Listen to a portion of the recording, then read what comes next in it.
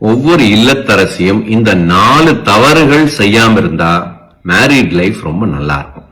Number 1, எப்ப பார்த்தாலும் குத்தம் கண்டுபிடிச்சுக்கிட்டே இருக்கக்கூடாது.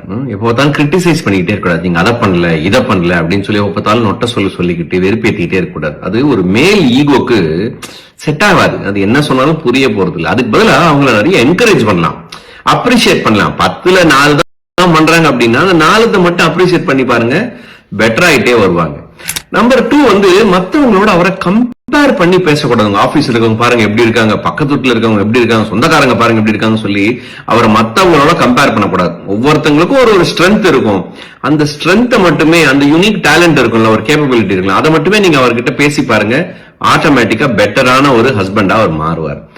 3வது, நம்ம மனசுக்குள்ள என்ன நினைச்சுக்கிட்டு இருக்கோம் அப்படிங்கறத அவரால் ரீட் எல்லாம் பண்ண முடியாது. யாருக்குமே மத்தவங்க மனசுல என்ன இருக்குன்னு புரிஞ்சுக்க தெரியாது, கண்டுபிடிக்க தெரியாது. உங்க மனசுக்குள்ள என்ன இருக்கோ அதை நீங்க வெளிப்படையா ஓப்பனா சொல்லணும். அவங்களால படிக்க